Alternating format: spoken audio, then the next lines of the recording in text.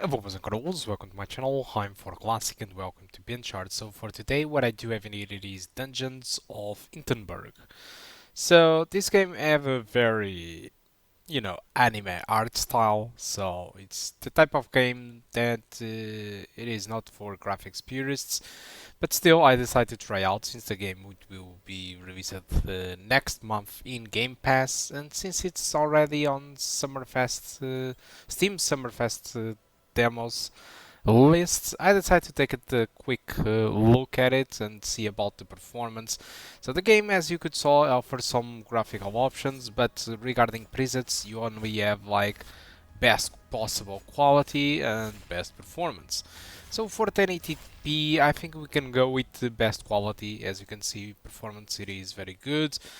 I tried like throughout the sequence of 3 minutes for each setting, and I was able to get an experience above 60 frames per second in this game with 1080p maximum settings, but it's not really shocking given the graphics at the display in here in this game, which is pretty cool. It's nice to have a game that we can play with maximum settings, but still, sometimes the game really plays at around 60 frames per second, I mean 66, 67, so it's not really that easy to run. Alright, for this graphic card it is okay, but probably if you have a lower end graphic card you might run into trouble.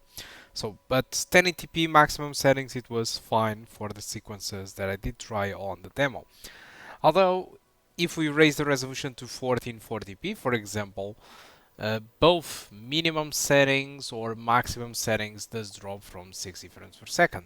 The difference is obviously the minimum um, offers a more stable 60 frames per second, and the maximum you can have drops to something around 48 frames per second in some sequences. But it does also have 60 frames per second in some occasions, but obviously not as much as playing with the best performance. As for the 4K, yes, I did try the game at 4K with the best performance settings, not the best quality though, only the best performance.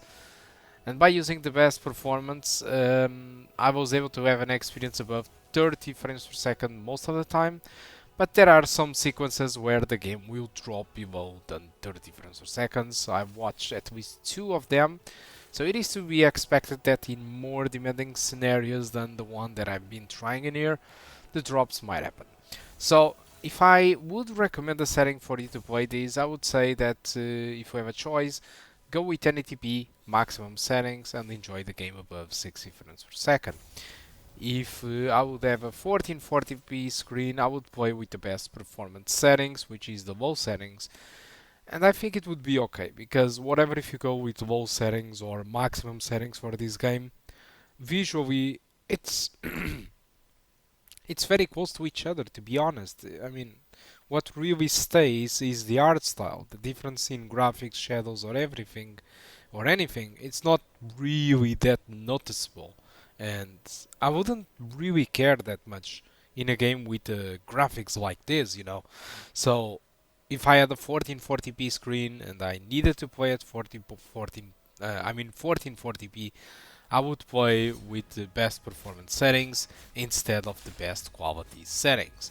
As for 4K, I would probably play with the best performance settings, lock the game to 30 frames per second, and enjoy it with some drops here and there below than 30.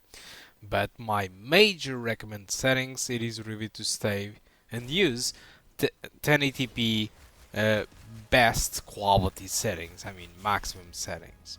Alright, so this is all that I did try out. I would love to play a little bit about the game, but the only thing I can say is the game will be released, as far as I'm aware, at around 16 July. So, um, I mean, it is 1 month away, as far as I'm aware. But let me just check it out. Uh, if I was right, no, it's 18 July. I'm sorry, it's 18 July. It will be available through Game Pass in case you don't want to buy it. I don't have a notion how much it will be costing the game. And regarding minimum requirements, you can play with a GTX 960 with 4 GB of VRAM or an RX 550 with 4 gigabytes of VRAM, and you need to have an i5 from the 4000 generation, or oh my god, an FX 4000 CPU should be enough for this game. So these are the minimums.